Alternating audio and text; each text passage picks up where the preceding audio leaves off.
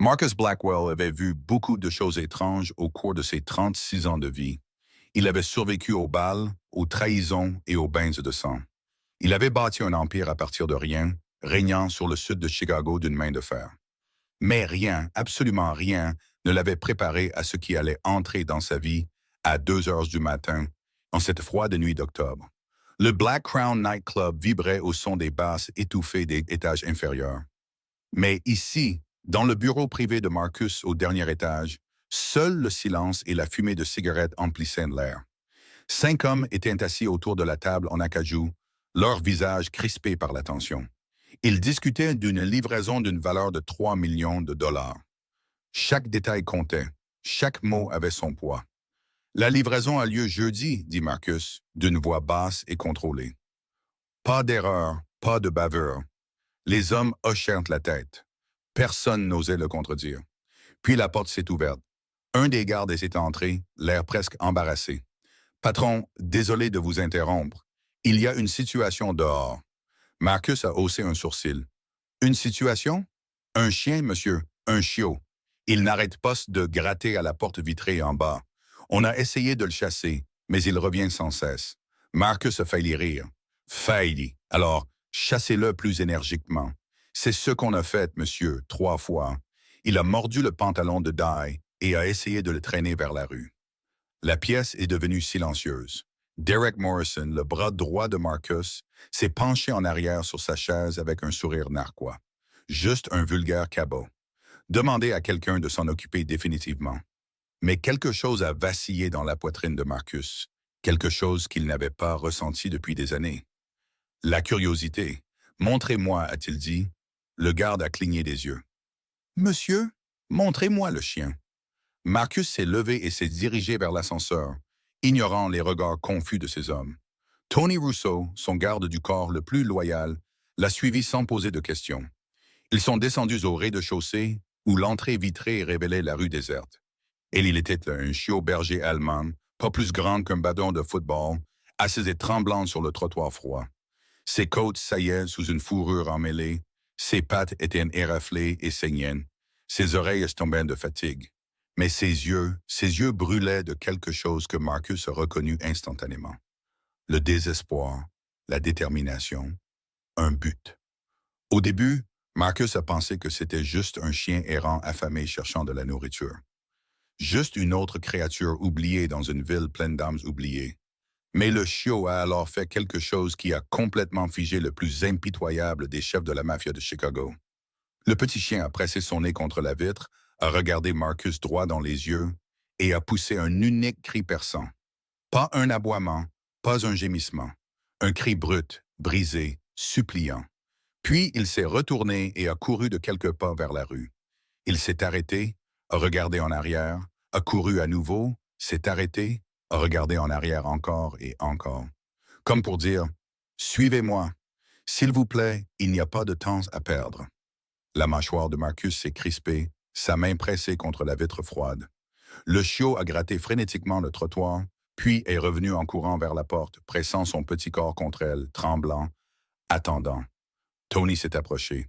« Patron, ce n'est qu'un chien errant. On peut... » « Non. » Marcus l'a interrompu, sa voix à peine plus haute qu'un murmure.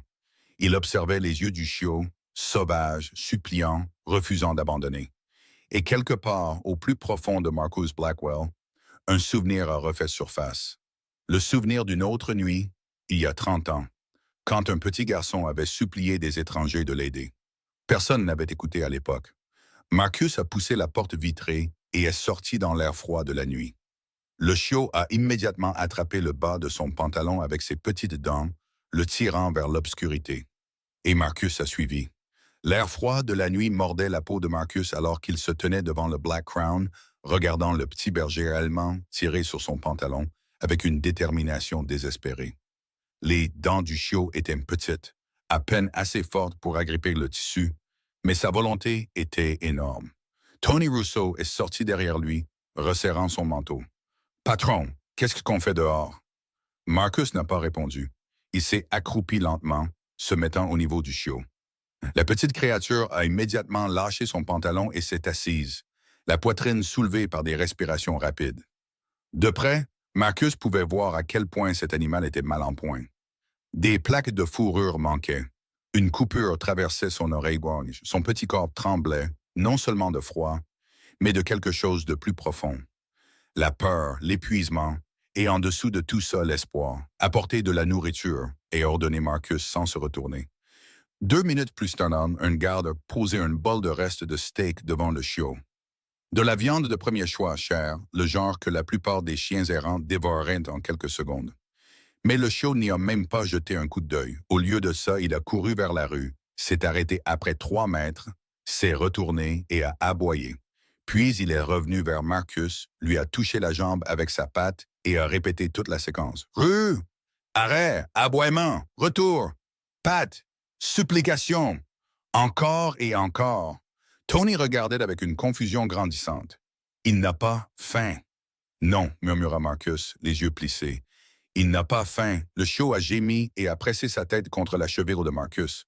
Le son était si faible, si brisé, que quelque chose s'est fissuré dans la poitrine de Marcus. Un mur qu'il avait construit pendant 3 décennies a commencé à montrer sa première fissure. Il s'est souvenu d'un autre chien, un Golden Retriever nommé Buddy, son compagnon d'enfance. Le seul ami qu'il avait quand son père était trop occupé à gérer les rues et sa mère trop fatiguée par ses doubles journées de travail. Buddy avait été là la nuit où tout s'est effondré. La nuit où des hommes masqués ont emmené sa mère. La nuit où son père est mort en essayant de la sauver. Marcus avait 7 ans. Buddy avait aboyé, essayant d'avertir quelqu'un, n'importe qui. Mais personne n'a écouté. Personne n'est venu. Le souvenir était encore brûlant, même après 30 ans. La porte vitrée derrière lui s'est ouverte. Derek Morrison est sorti, les mains dans les poches, une cigarette pendant à ses lèvres.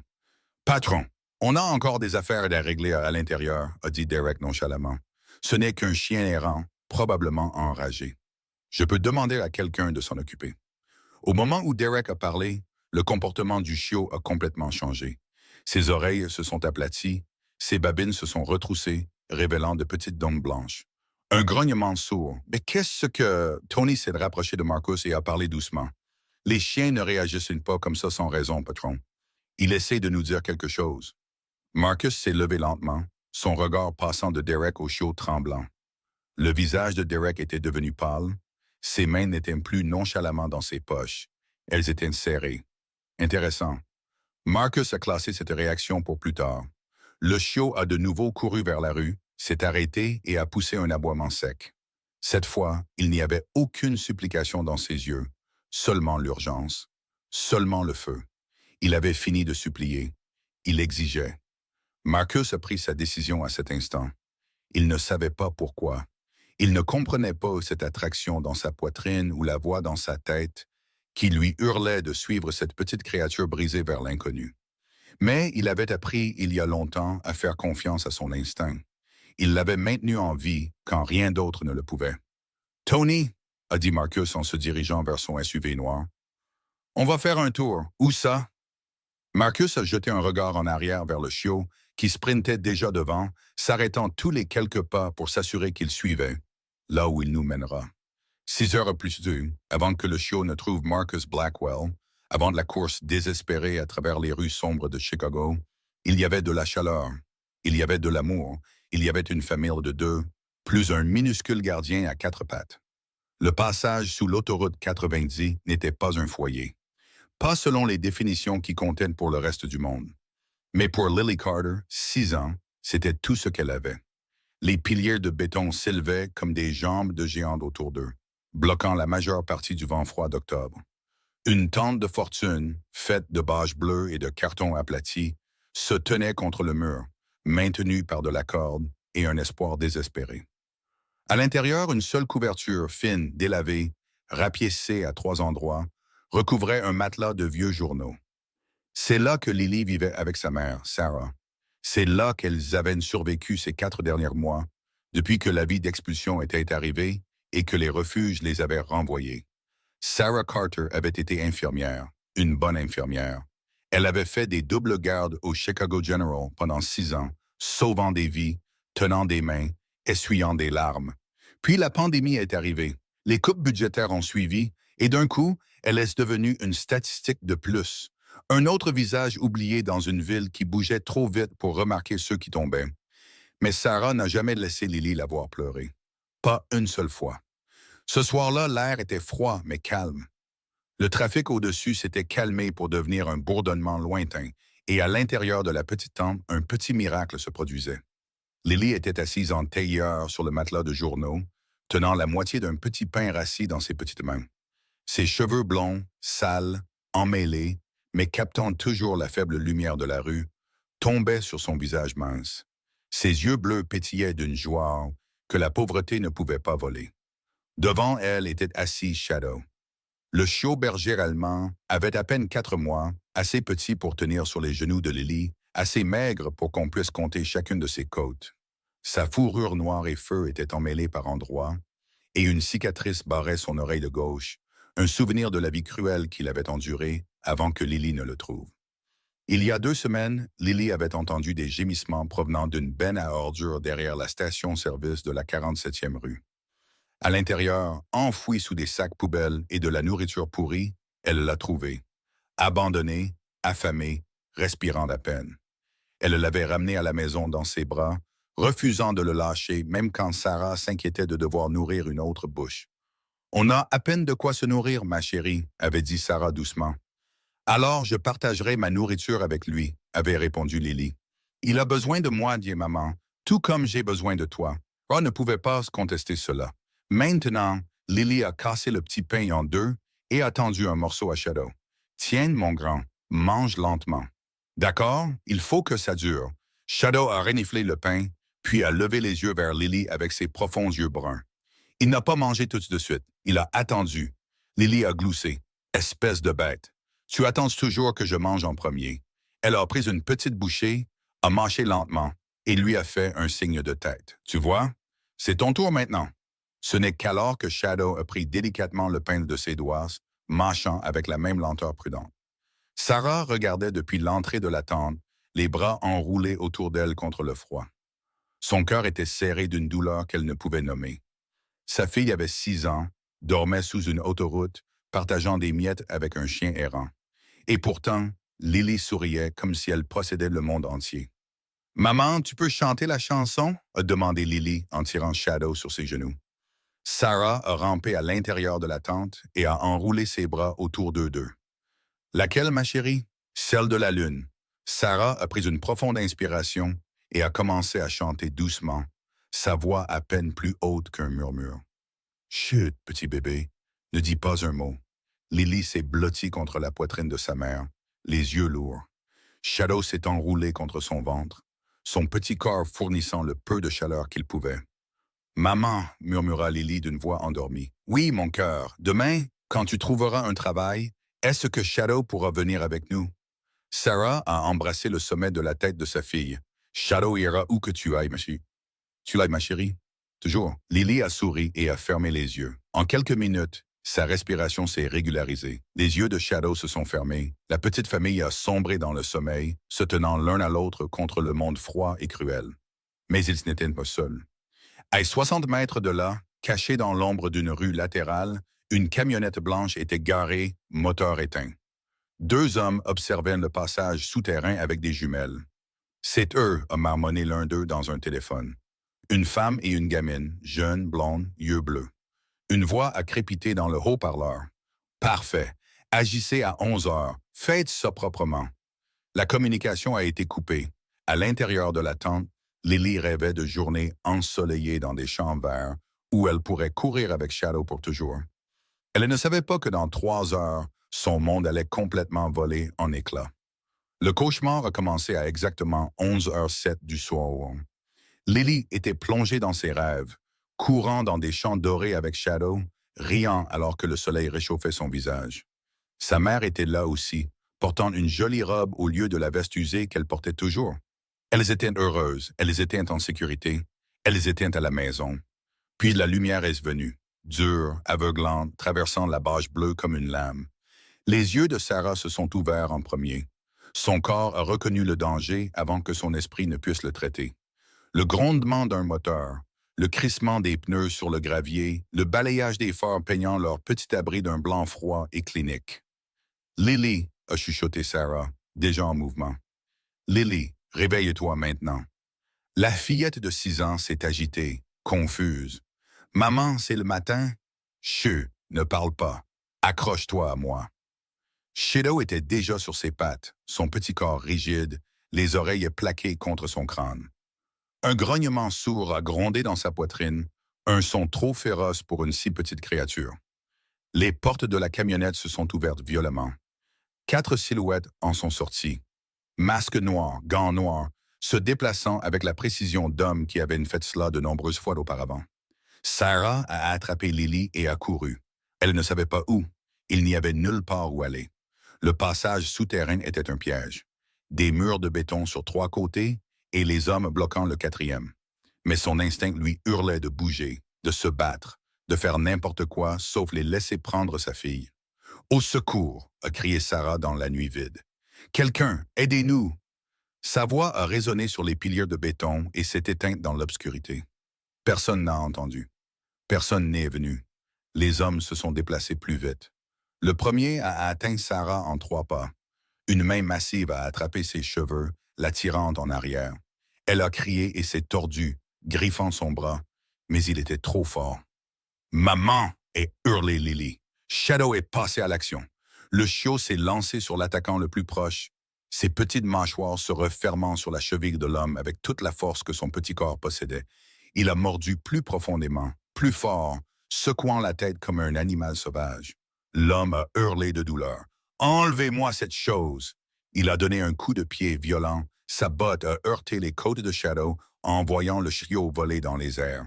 Shadow a heurté le pilier de béton avec un bruit sourd et s'est effondré au sol. « Shadow !» a crié Lily. Le chiot n'a pas bougé. Sarah s'est battue plus fort, rendue folle par la vue du compagnon de sa fille gisant immobile sur le sol froid. Elle a griffé, mordu, donné des coupes de pied, n'importe quoi pour se libérer, n'importe quoi pour protéger son enfant. Un poing a heurté sa tempe. Le monde a explosé en blanc, puis en noir. Sarah s'est effondrée, inconsciente avant même de toucher le sol. Maman, maman. Lily se débattait contre les bras qui l'attrapaient, ses petites poings frappant inutilement la poitrine de l'homme masqué. Les larmes coulaient sur son visage.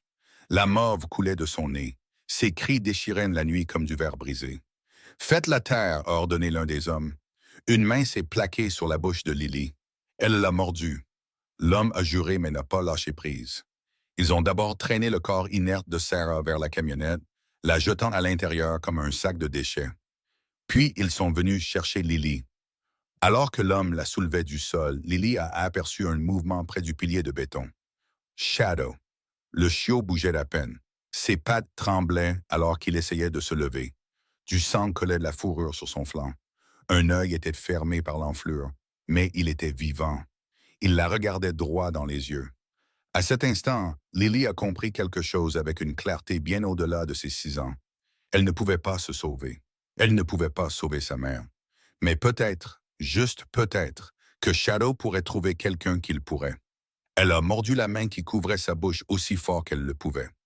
L'homme l'a retirée avec une malédiction et Lily a crié les mots les plus importants de sa vie. « Shadow, cours! Trouve de l'aide! Trouve quelqu'un, s'il te plaît! » Les oreilles du chiot se sont dressées. « Vas-y, Shadow, vas-y! » Un homme masqué a repéré le chien et s'est jeté sur lui. « Attrapez ce cabot! » Mais Shadow était déjà en mouvement, boitant, saignant, brisé, mais en mouvement. Il s'est faufilé à travers une brèche dans la clôture qu'aucun humain ne pouvait suivre et a disparu dans l'obscurité. La dernière chose que Lily a vue avant que les portes de la camionnette ne se referment était un éclair de fourrure noire et feu disparaissant dans la nuit. Puis il n'y a eu que l'obscurité. À l'intérieur de la camionnette, Lily s'est blottie contre le corps inconscient de sa mère, sanglotant en silence. Le moteur a rugi. Le véhicule a commencé à bouger, les emportant loin de tout ce qu'elle connaissait. Mais dehors, dans la nuit froide de Chicago, un chiot berger allemand de 4 mois se tenait sur des pattes tremblantes. Du sang coulait de sa bouche. La douleur irradiait dans son petit corps à chaque respiration. Il pouvait à peine marcher. Il pouvait à peine voir. Chaque instinct lui disait de s'allonger, de se reposer, de survivre. Mais la voix de Lily résonnait dans sa tête. Trouve de l'aide, trouve quelqu'un. Shadow s'est tourné vers les lumières lointaines de la ville et il a commencé à courir, non pas pour fuir le danger, mais vers lui. Parce que quelque part là-bas, quelqu'un devait écouter, quelqu'un devait suivre, quelqu'un devait être assez courageux pour sauver la petite fille qui l'avait sauvée. Shadow a couru dans la nuit, portant l'espoir sur quatre pattes brisées. Le SUV noir roulait à travers les rues désertes de Chicago, ses phares fendant l'obscurité comme des lames jumelles. À l'intérieur, Marcus Blackwell était assis sur le siège passager, les yeux rivés sur la petite ombre qui boitait devant eux. Tony Russo conduisait lentement, prudemment, en gardant le rythme du chiot blessé. Aucun des deux hommes ne parlait. Les seuls sons étaient le ronronnement du moteur et le gémissement occasionnel qui revenait par la fenêtre entr'ouverte. Shadow se déplaçait avec une détermination désespérée. Tous les quelques centaines de mètres, il s'arrêtait, se retournait et attendait de voir le SUV toujours derrière lui. Ce n'est qu'alors qu'il continuait, ses petites pattes le portant en avant malgré la douleur qui devait hurler dans son corps. Marcus a regardé ce rituel se répéter encore et encore. Arrêt, vérification, continuation, arrêt, vérification, continuation. Ce n'était pas une errance aléatoire. Ce n'était pas un chien errant confus cherchant de la nourriture. C'était un but. C'était une mission. C'était une créature qui savait exactement où elle allait et refusait de s'arrêter avant d'y être arrivée. Le téléphone de Marcus a vibré dans sa poche. Il a regardé l'écran. Derek Morrison. Il a répondu. « Quoi? Patron? Où êtes-vous? » La voix de Derek était tendue, irritée. « La réunion avec la famille Castellano est dans 2 heures. Nous devons finaliser les détails de la livraison. Ce contrat vaut 3 millions de dollars. » Marcus a regardé Shadow trébucher, se rattraper et continuer à avancer. « Reportez-la. » Silence à l'autre bout du fil. « La reporter » a répété Derek, l'incrédulité sointant de chaque syllabe. « Patron, les Castellano n'aiment pas attendre. Cela pourrait nuire à la relation. Nous construisons ce contrat depuis 6 mois. J'ai dit, reportez-la. Mais tu es sourd, Derek? » La voix de Marcus est tombée dans ce registre dangereux qui faisait trembler les hommes les plus endurcis. J'appellerai Castellano moi-même pour reprogrammer. Occupe-toi de ta partie. Ne m'appelle plus ce soir. Il a raccroché avant que Derek ne puisse répondre. Tony a jeté un coup d'œil, un sourcil levé. Le contrat Castellano est énorme, patron. 3 millions, ce n'est pas une blague. L'argent va et vient. Depuis quand? Marcus n'a pas répondu. Tony a réessayé, sa voix prudente mais curieuse. Si vous me permettez de demander, depuis quand vous souciez-vous des chiens errants? La question est restée en suspens dans l'air comme de la fumée. La mâchoire de Marcus s'est crispée, ses yeux n'ont jamais quitté la petite silhouette qui boitait devant eux, ce petit corps avançant contre toute attente. Conduit Tony. Le SUV a tourné sur une route plus sombre, laissant les rues principales derrière lui. Les bâtiments ici étaient plus vieux, plus délabrés. Des usines abandonnées s'élevaient comme des pierres tombales contre le ciel nocturne. Des graffitis couvraient chaque surface. Les lampadaires avaient cessé de fonctionner depuis longtemps. C'était la partie oubliée du sud de la ville. La partie où les gens disparaissaient et où personne ne posait de questions. Shadow a tourné brusquement, passant par une brèche dans une clôture en grillage. Marcus a montré du doigt et Tony a suivi, manœuvrant le SUV sur une route de service étroite qui longeait l'autoroute 90. L'autoroute se dressait au-dessus d'eux, un monstre de béton transportant des rivières de lumière rouge et blanche. Mais en dessous, dans les ombres où les lampadaires ne pouvaient pas atteindre, tout était calme, trop calme. Shadow s'est arrêté. Le chiot se tenait au bord d'une clairière en béton sous le viaduc. Son petit corps tremblait.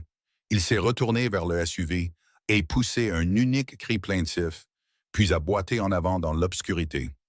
Marcus est sorti de la voiture avant même que Tony ne puisse se garer. Ses chaussures chères ont heurté le trottoir fissuré. L'air froid a rempli ses poumons. L'odeur l'a frappé immédiatement. Quelque chose de métallique, de piquant, d'anormal, du sang. Il a avancé, ses yeux s'habituant à l'obscurité. Tony s'est mis à ses côtés, une main reposant sur l'arme sous sa veste. Ce qu'ils ont trouvé a figé les deux hommes. Une tente de fortune gisait en ruine. La bâche bleue avait été arrachée. C'était maintenant un tas froissé sur le sol. Des boîtes en carton étaient éparpillées partout, écrasées et piétinées. Un mince matelas de journaux était retourné, son contenu se déversant sur le béton. Des signes de lutte couvraient chaque surface, des traces de traînées dans la terre, des marques de frottement de plusieurs bottes, une chaussure de femme abandonnée près du pilier du viaduc, une veste d'enfant, petite et rose, piétinée et sale, et là, au centre du chaos, du sang. Pas beaucoup, mais assez. Une flaque près du pilier de béton, séchant déjà en un brun foncé. De plus petites gouttes menant là où des traces de pneus marquaient le sol. Shadow a boité jusqu'à la flaque de sang et s'est couché à côté. Il a pressé son nez contre la tache et a émis un son que Marcus n'avait jamais entendu d'aucun animal auparavant. Une plainte, un cri de deuil, le son d'un cœur brisé. Marcus s'est accroupi lentement, ses yeux balayant chaque détail. Le professionnel en lui cataloguait déjà les preuves, reconstruisant la scène. Mais sous cette analyse froide, autre chose s'agitait. Quelque chose de chaud, de colérique, quelque chose qui avait été enterré pendant 30 ans. Tony a rompu le silence le premier. « Patron, que s'est-il passé ici? » Marcus s'est levé, son visage était de pierre, ses yeux étaient de feu. « Quelqu'un a été enlevé, » a-t-il dit doucement. « Quelqu'un qui vivait ici, quelqu'un que ce chien essayait de protéger. » Il a regardé Shadow, toujours couché près de la tache de sang, pleurant toujours son cri silencieux et brisé. Et nous allons découvrir qui. Marcus Blackwell se déplaçait dans le campement détruit avec la précision d'un prédateur. Ses yeux balayaient chaque surface, chaque ombre, chaque morceau brisé de cette vie fracassée. Il avait déjà vu des scènes de crime, plus qu'il ne pouvait en compter. Mais quelque chose dans celle-ci lui glaçait le sang. Ce n'était pas un vol, ce n'était pas une attaque aléatoire, c'était une chasse. Il s'est d'abord accroupi près des traces de pneus, pressant ses doigts dans les rainures. « Véhicule lourd », murmura-t-il. « Camionnette ou petit camion, au moins 1 tonne, peut-être plus. » Ses yeux ont suivi les traces en arrière, lisant l'histoire qu'elle racontait. « Entrez vite. Garé ici, parti en hâte. » Tony montait de la garde près du SUV, sa main reposant sur son arme rengainée, les yeux balayant l'obscurité. « Vous lisez ça comme un livre, patron. Parce que c'en est un. » Marcus s'est levé et s'est dirigé vers les empreintes de pas éparpillées sur le béton. 4 hommes, peut-être 5. Bottes de style militaire, taille 11 ou 12. Ils se sont déployés pour encercler la zone avant d'intervenir. Il a montré les marques de frottement près de la tente. Les victimes ont essayé de fuir, ont parcouru environ 3 mètres avant d'être rattrapés. Sa mâchoire s'est crispée. « Les victimes », a-t-il répété doucement. Au pluriel.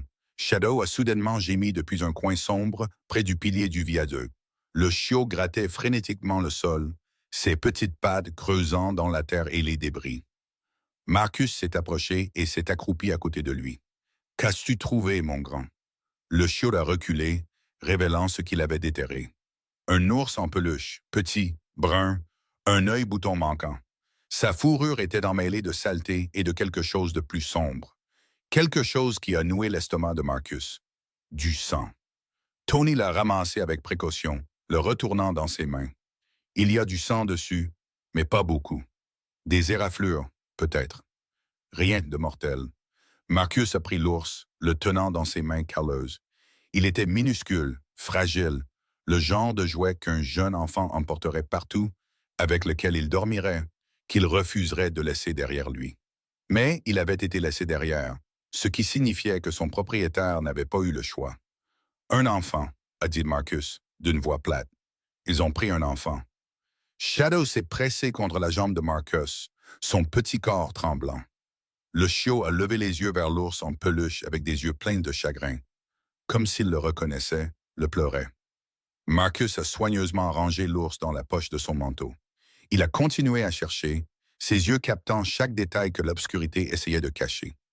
Près des restes de la tente, à moitié enterrée sous une boîte en carton écrasé, quelque chose de blanc a attiré son attention. Un morceau de papier, froissé, sale, mais encore lisible. Marcus l'a lissé sous la faible lueur de la lune. C'était un prospectus, imprimé à bas prix, le genre distribué au coin des rues aux gens trop désespérés pour poser des questions. « Emploi bien rémunéré pour les femmes », criait le titre. Aucune expérience requise, logement fourni. Une vie meilleure vous attend. En bas, un numéro de téléphone. Pas d'adresse, pas de nom d'entreprise. Marcus avait déjà vu des prospectus comme celui-ci. Chaque chef de la pègre dans chaque ville savait ce qu'il signifiait. Trafic d'êtres humains. Ses mains se sont mises à trembler. Pas de peur, de rage. Patron. Tony s'est approché, l'inquiétude dans la voix. Qu'est-ce que c'est? Marcus a brandi le prospectus, ses yeux brûlants d'une fureur qui a même fait reculer Tony. Quelqu'un dirige un réseau de trafic, a dit Marcus lentement, chaque mot tombant comme une pierre dans l'eau calme sur mon territoire. Ils prennent des femmes, des enfants. Il a froissé le prospectus dans son poing. C'est le sud de la ville, mon sud. Je contrôle tout ce qui se passe ici. La drogue, les armes, l'argent, tout passe par moi. Il s'est tourné vers Tony. Et le regard dans ses yeux était quelque chose que Tony n'avait jamais vu auparavant. Pas en 15 ans de service, mais il y a des limites que je ne franchis pas, des limites que personne ne franchit. Pas d'ici. Jamais. Tony a hoché la tête lentement. Le trafic d'êtres humains. Le trafic d'êtres humains, a confirmé Marcus. J'ai tué des hommes pour moins que ça. J'ai incendié des entreprises pour m'avoir contrarié. Mais ça, il a montré le campement détruit. Les taches de sang. Le petit ours en peluche dans sa poche. C'est autre chose. C'est chasser les sans-défense. C'est se vendre des âmes. Shadow a poussé un hurlement bas et plaintif. Marcus a regardé le show brisé à ses pieds. Cette petite créature avait traversé l'enfer pour trouver de l'aide, avait saigné et souffert et refusé d'abandonner. Parce que quelque part là-bas, une petite fille attendait. Une petite fille qui croyait que son chien la sauverait. Marcus a pris une décision à cet instant. Une décision qui allait tout changer. Tony, appelle tout le monde, chaque soldat, chaque contact, chaque atout que nous avons. Je veux que tout ce territoire soit retourné. Qu'est-ce qu'on cherche? Marcus a commencé à marcher vers le SUV, Shadow boitant fidèlement à ses côtés. Nous cherchons ceux qui ont fait ça. Et quand nous les trouverons, il a fait une pause à la portière de la voiture, sa main reposant sur la poignée. Nous allons leur faire regretter d'être nés. À 15 miles de l'endroit où Marcus Blackwell faisait son vœu, une autre sorte d'obscurité se rassemblait dans un entrepôt abandonné à la périphérie de Cicero. Le bâtiment avait autrefois été une usine de conditionnement de viande. C'était maintenant quelque chose de bien pire. Ses fenêtres étaient barricadées, ses portes étaient renforcées d'acier. Des caméras de sécurité surveillaient chaque angle. Des gardes armés patrouillaient le périmètre avec des armes automatiques cachées sous leur manteau. De l'extérieur, cela ressemblait à une autre ruine oubliée dans le cimetière industriel de Chicago.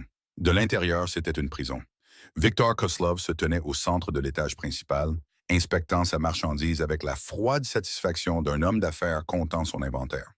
45 ans, bâti comme un ours, avec un crâne rasé et une cicatrice qui allait de son oreille gauche à son menton. Ses yeux avaient de la couleur de la glace, pâle, vide, sans aucune trace d'humanité. Il était venu d'Amérique de Moscou il y a 20 ans, avec rien d'autre que de l'ambition et la volonté de faire ce que les autres ne feraient pas. Maintenant, il dirigeait l'une des plus grandes opérations de trafic d'êtres humains de la côte Est. Femmes, enfants. Cela n'avait pas d'importance pour Victor.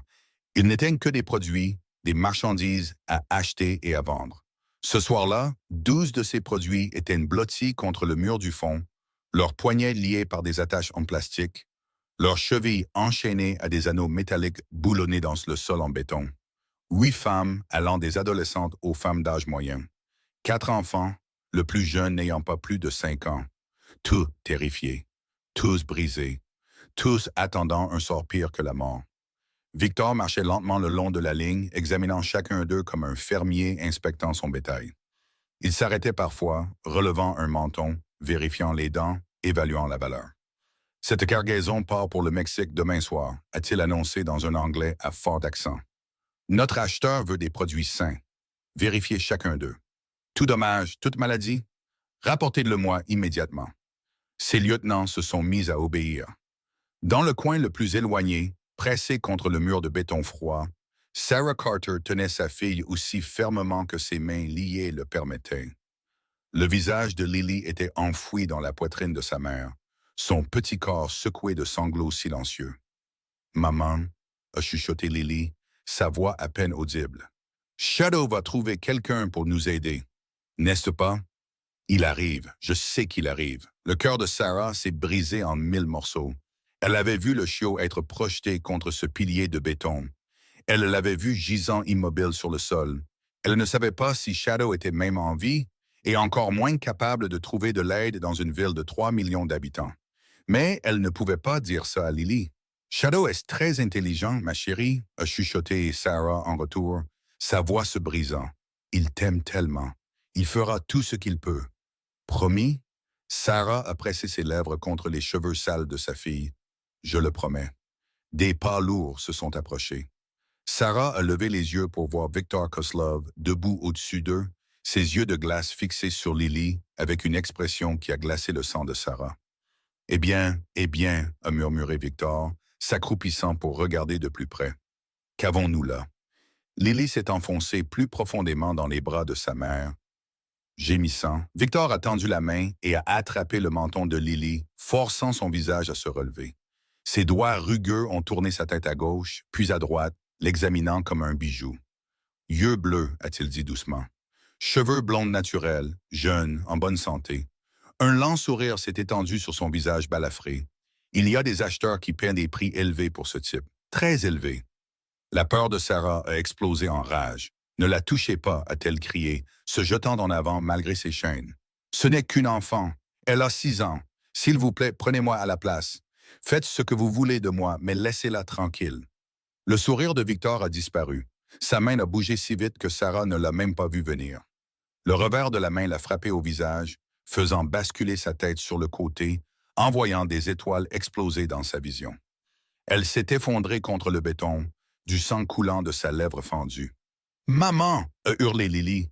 Victor s'est levé, ajustant calmement sa veste. La mère est trop vieille, trop usée, pris de base seulement. Il a montré Lily, mais la fille, séparez-la. Chambre privée, gardez-la propre et intacte. Je passe un appel spécial ce soir. Non. Sarah a lutté pour se relever, ses chaînes cliquetant.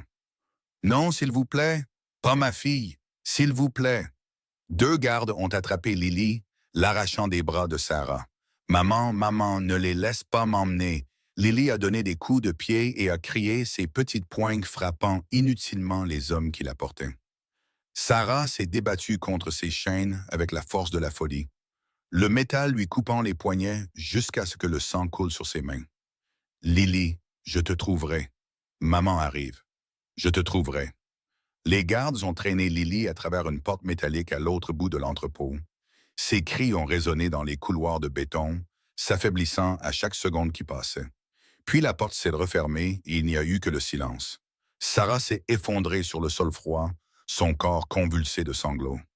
Les autres prisonniers ont détourné le regard, incapables de regarder, hantés par leur propre perte, leur propre séparation, leur propre cœur brisé. Viktor Kozlov a sorti son téléphone et a composé un numéro. « C'est moi, a-t-il dit en russe. J'ai quelque chose de spécial. Jeune fille, 6 ans, blonde, yeux bleus, américaine. Commencez les enchères à 200 000. J'attends des offres d'ici demain matin. » Il a raccroché et s'est éloigné, oubliant déjà la mère qui criait sur le sol derrière lui. Dans une petite pièce à l'arrière de l'entrepôt, Lily Carter était assise seule dans l'obscurité. Pas de fenêtre, pas de lumière, juste 4 murs de béton et une porte en acier verrouillée. Elle a ramené ses genoux contre sa poitrine et a enroulé ses bras autour d'eux. « Edmond », elle a murmuré dans l'obscurité, « Shadow, s'il te plaît, trouve-moi. » À 4 heures du matin, la salle privée au-dessus du Black Crown était remplie des hommes les plus dangereux du sud de la ville. Marcus Blackwell se tenait à la tête de la longue table, sa présence imposant un silence absolu. Autour de lui étaient assis 6 de ses lieutenants régionaux, des hommes qui contrôlaient différents secteurs de son empire. Drogue, armes, protection, jeux d'argent, chacun un tueur à part entière, chacun loyal à Marcus par-dessus tout. Ou du moins, c'est ce qu'il croyait. Shadow était enroulé aux pieds de Marcus, son corps blessé se reposant enfin après le long voyage.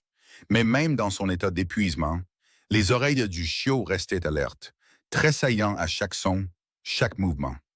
Derek Morrison était assis à l'autre bout de la table, essayant de paraître calme, mais ses doigts tambourinaient sur le bois. Ses yeux se dardaient trop souvent vers la porte, de petits signes que la plupart des gens manqueraient.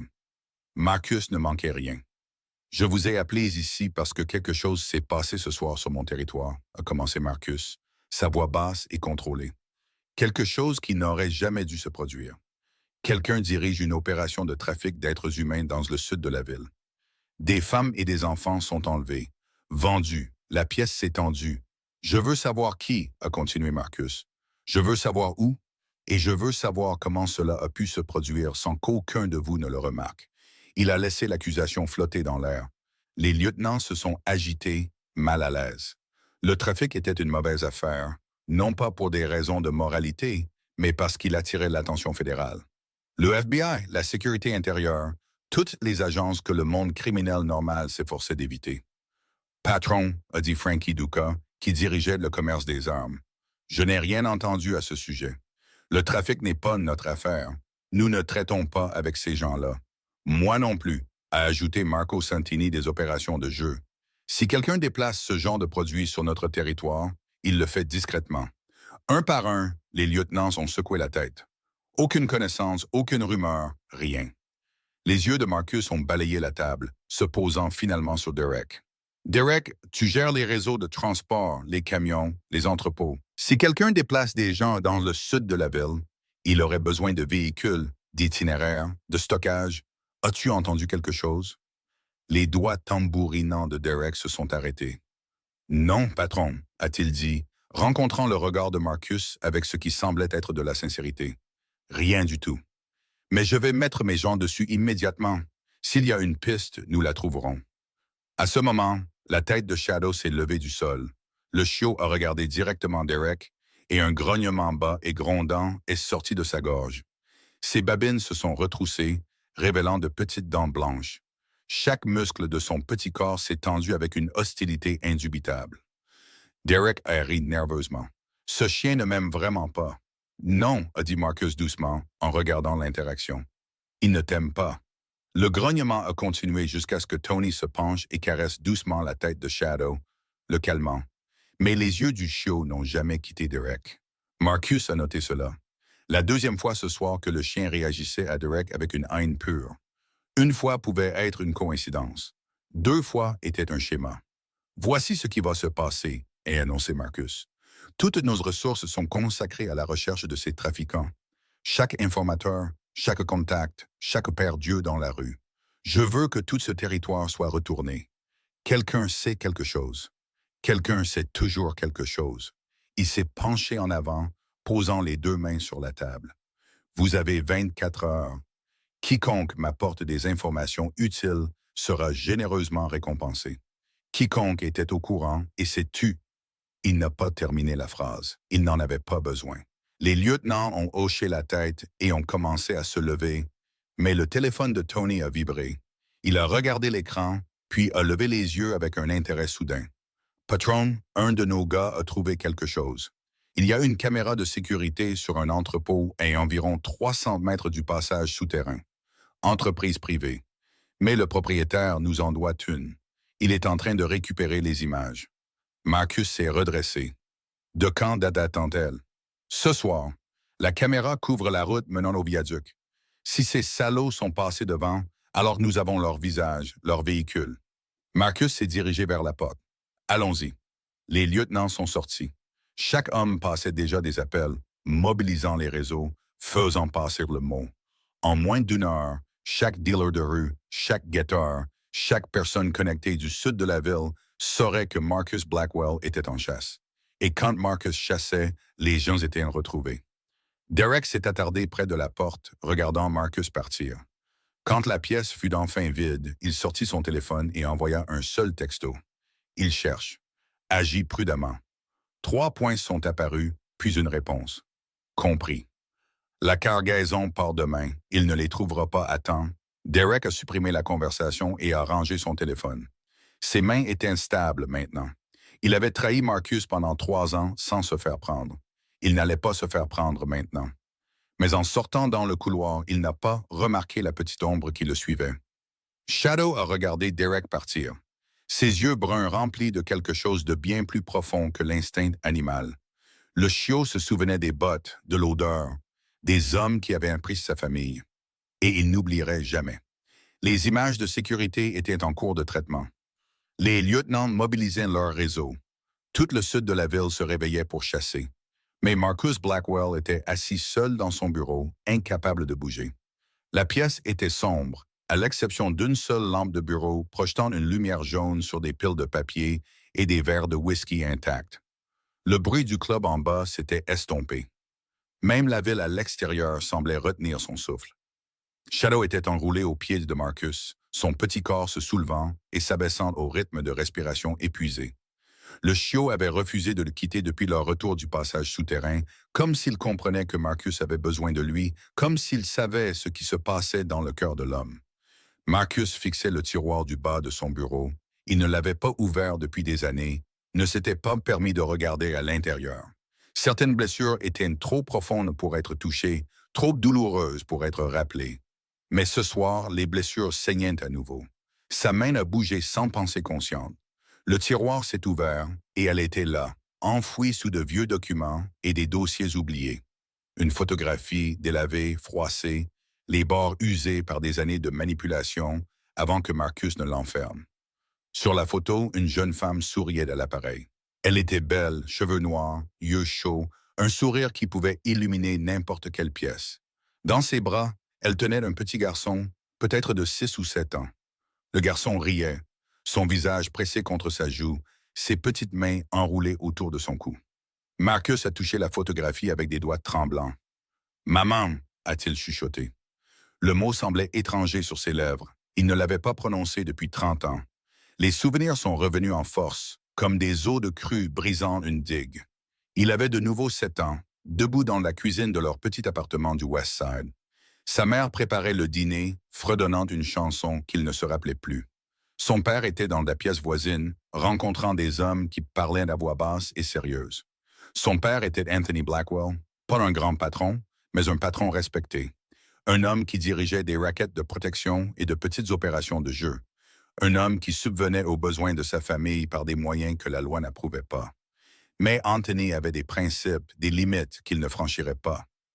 Et l'une de ces limites l'avait fait tuer. Les hommes sont venus la nuit, tout comme ils sont venus pour Lily et Sarah. Marcus se souvenait du fracas de la porte d'entrée. Des cris. Sa mère le poussant dans un placard, le suppliant de rester silencieux, de ne pas faire de bruit, quoi qu'il entende. Il se souvenait d'avoir regardé à travers les lattes des étrangers attraper sa mère alors qu'elle se débattait, griffait et criait son nom. Il se souvenait de son père faisant irruption avec une arme, tirant 2 fois avant d'être abattu. Il a vu la lumière quitter les yeux de son père alors qu'il s'effondrait à 1 mètre de la porte du placard. Il se souvenait de sa mère traînée dehors, criant toujours, tendant toujours la main vers le placard où son fils se cachait. « Marcus, Marcus, aide-moi. Que quelqu'un m'aide. » La porte a claqué, un moteur a rugi, puis le silence. Marcus, 7 ans, était resté dans ce placard pendant 6 heures, trop terrifié pour bouger, trop brisé pour pleurer. Quand la police est finalement arrivée, ils l'ont trouvé recroquevillé dans un coin, tremblant, incapable de parler. Ils n'ont jamais retrouvé sa mère. Marcus a grandi dans des familles d'accueil, dans des centres de détention pour mineurs, dans la rue. Le système l'a mâché et recraché, plus dur, plus froid, plus méchant qu'avant. À 20 ans, il avait commencé à construire son propre empire. À 30 ans, il contrôlait le sud de la ville. À 35 ans, il était le chef de la pègre le plus puissant de Chicago. Mais peu importe le pouvoir qu'il a acquis, peu importe le sang qu'il a versé, il n'a jamais pu effacer cette nuit. N'a jamais pu sauver la femme qui avait tout sacrifié pour le cacher. Et il a fait un vœu qu'il n'a jamais rompu. Il ne toucherait jamais au trafic d'êtres humains. Il ne deviendrait jamais le monstre qui avait détruit sa famille. La photographie tremblait dans ses mains. Shadow a levé la tête. Sentant le changement dans l'énergie de Marcus, le chiot a gémi doucement et a posé son menton sur la cuisse de Marcus. Ses profonds yeux bruns le regardaient avec une compréhension qui semblait impossible pour une si jeune créature. Marcus a posé la photographie et a regardé le chien. « Tu sais quoi, mon grand ?» a-t-il dit doucement, sa voix rauque de décennies de douleur enfouie. Il y a 30 ans, il y avait quelqu'un d'autre qui avait besoin d'une âme courageuse pour courir chercher de l'aide. Quelqu'un qui avait besoin d'un héros assez petit pour se cacher, assez rapide pour s'échapper, assez loyal pour ne jamais abandonner. La queue de Shadow a donné un faible battement. Mais personne n'est venu pour elle. Pas de chien, pas de héros, personne. La mâchoire de Marcus s'est crispée. Ses yeux se sont durcis comme de l'acier. Ce soir, tu as couru à travers toute cette foutue ville pour trouver de l'aide. Tu ne t'es pas arrêté. Tu n'as pas abandonné. Tu m'as trouvé. Il s'est penché et a doucement caressé la fourrure emmêlée du chiot. Je n'ai pas pu sauver ma mère. J'étais trop petit, trop faible, trop effrayé. Il s'est élevé lentement, sa grande taille projetant une longue ombre à travers la pièce. Mais je ne suis plus petit. Je ne suis plus faible. Et j'en ai fini d'avoir peur. Shadow s'est mis sur ses pattes, la queue battant plus fort maintenant, comme s'il comprenait chaque mot. Marcus s'est dirigé vers la fenêtre et a regardé les lumières de la ville s'étendant vers l'horizon. Quelque part là-bas, une petite fille attendait. Une mère priait. Et des monstres comptèrent leur argent. Cette fois, ce sera différent, a dit Marcus à l'obscurité. Cette fois, je les trouverai. Il s'est retourné vers Shadow. Et quand je le ferai, que Dieu vienne en aide à quiconque se mettra sur mon chemin. Les images de sécurité sont arrivées à 5h47 du matin. Tony Russo a apporté l'ordinateur portable dans le bureau de Marcus, son visage tendu d'une urgence contrôlée. Shadow a levé la tête du sol, instantanément alerte, comme s'il sentait que quelque chose d'important allait se passer. « On l'a, patron », a dit Tony, imposant l'ordinateur portable sur le bureau. Le propriétaire de l'entrepôt a coopéré. La caméra a tout filmé de 22h30 à minuit. Marcus s'est penché en avant pendant que Tony appuyait sur lecture. L'image était granuleuse en noir et blanc, mais assez claire pour voir ce qui comptait. L'horodatage indiquait 23h02 quand une camionnette blanche est entrée dans le champ. Elle se déplaçait lentement, phares éteints, restant près des ombres. Là est montré Marcus, zoom sur le côté. Tony a ajusté l'image. Le panneau latéral de la camionnette est apparu, révélant un logo peint en lettres bleues délavées. Midwest Transport Solutions.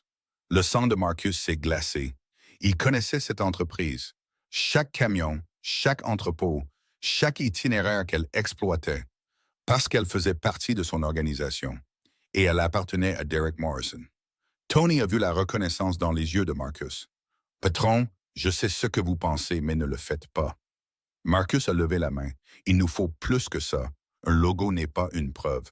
Derek est avec moi depuis 10 ans. Je ne vais pas le condamner sur un logo, mais même en prononçant ces mots, le doute s'est insinué dans sa voix. » Tony a hoché la tête lentement. « Que voulez-vous faire? Amenez-le ici. Dites-lui que je veux un point sur ses recherches. Restez décontracté. Ne lui faites pas savoir pour les images. » Tony est parti. Marcus s'est adossé à sa chaise, son esprit parcourant les possibilités. Derek avait accès au réseau de transport de toute la ville. Il connaissait les horaires, les itinéraires, les angles morts de la surveillance de Marcus. Si quelqu'un pouvait diriger une opération de trafic sous le nez de Marcus, ce serait lui. Mais pourquoi? L'argent, Derek était déjà riche. Le pouvoir, il avait plus d'autorité que n'importe qui, sauf Marcus lui-même. Qu'est-ce qui pouvait bien valoir la peine de trahir d'exemple de loyauté? La porte s'est ouverte. Derek Morrison est entré avec sa démarche confiante habituelle. Veste en cuir, montre en or, sourire facile. L'image d'un lieutenant de confiance faisant son rapport à son patron. « Vous vouliez me voir, patron? » a demandé Derek s'installant dans le fauteuil en face de Marcus. « J'ai mis mes gens sur tous les contacts du... » Shadow a explosé. Le chiot s'est jeté du sol avec une férocité qui semblait impossible pour sa taille. Ses dents se sont enfoncées dans l'avant-bras de Derek avant que quiconque ne puisse réagir. Un grognement sauvage est sorti de sa gorge alors qu'il secouait violemment la tête, déchirant la veste en cuir. « Mais qu'est-ce que... » a crié Derek, reculant brusquement. Il a agité son bras sauvagement, essayant de se débarrasser du chien. « Enlevez-le! Enlevez-moi cette service! » Shadow a tenu bon, ses petites mâchoires serrées, ses yeux flamboyants de haine pure. Derek a finalement attrapé le chiot par la peau du cou et l'a projeté à travers la pièce. Shadow a heurté le mur avec un jappement et a roulé sur le sol. Tony a bougé instantanément, ramassant le show blessé avant que Derek ne puisse faire plus de dégâts. Shadow a gémi mais a continué à grogner, ses yeux ne quittant jamais le visage de Derek. Derek se tenait haletant, serrant son bras. Du sang suintait à travers le cuir déchiré. Ce chien est fou. Il devrait être abattu. Marcus n'avait pas bougé. Ses yeux étaient fixés sur Derek avec une intensité qui a fait chuter la température de la pièce de 10 degrés. « Ce chien te déteste vraiment », a dit Marcus doucement. Derek a forcé un rire, bien que sa voix tremble. « C'est juste un cabot errant, patron. Il a probablement la rage ou quelque chose comme ça. Il ne sait rien, n'est-ce pas? » La question est restée en suspens dans l'air comme une lame. Le sourire de Derek a vacillé pendant une fraction de seconde. Une lueur de peur a traversé ses yeux avant qu'il ne l'enterre sous une fausse confiance. « Écoutez, je ne sais pas quel est le problème de cet animal, mais je suis là pour aider à trouver ces trafiquants. Dites-moi juste ce dont vous avez besoin. » Marcus l'a étudié pendant un long moment. 10 ans de confiance, 10 ans de loyauté, 10 ans à croire que cet homme mourrait pour lui. Mais Shadow avait attaqué Derek 3 fois maintenant, chaque fois plus vicieusement que la précédente. « Fais soigner ton bras », a finalement dit Marcus. Puis retourne au travail. « Je veux des résultats d'ici ce soir. » Derek a hoché la tête rapidement, le soulagement se lisant sur son visage. « Absolument, patron. Je ne vous décevrai pas. » Il s'est retourné et est sorti, fermant la porte derrière lui. Le silence a rempli la pièce. Tony se tenait là, tenant Shadow, qui avait finalement cessé de grogner, mais restait tendu, les yeux toujours fixés sur la porte où Derek avait disparu. « Patron, » a dit Tony prudemment, « je connais ce chien depuis moins de 6 heures, et je l'ai vu réagir à des dizaines de personnes ce soir. Il n'a grogné contre personne d'autre, ni les lieutenants, ni les gardes, ni même les étrangers dans la rue. » Marcus s'est levé et s'est dirigé vers Tony. Il a tendu la main et a doucement caressé la tête de Shadow. Le chiot s'est blotti contre son contact, se relaxant enfin.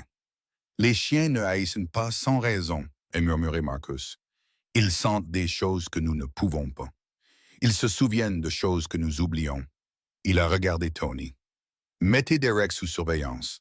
Chaque appel téléphonique, chaque réunion, chaque pas qu'il fait. Je veux savoir où il va, à qui il parle, ce qu'il mange au petit déjeuner. » Tony a hoché la tête. « Et si nous trouvons quelque chose? » Les yeux de Marcus se sont durcis en glace noire. « Alors Derek Morrison apprendra ce qui arrive aux traîtres dans mon organisation. » Il a regardé Shadow, qui le regardait en retour avec ses yeux profonds et savants. « Ce chien est venu à moi pour une raison, et je commence à penser qu'il a essayé de nous dire qui est l'ennemi depuis le début. » La pièce n'était pas plus grande qu'un placard. 4 murs de béton, une porte en métal sans poignée à l'intérieur, une seule ampoule suspendue à un fil effiloché, projetant une faible lumière jaune qui vacillait toutes les quelques secondes. Pas de fenêtre, pas de lit, juste un sol froid et dur et l'odeur de la rouille et de la peur.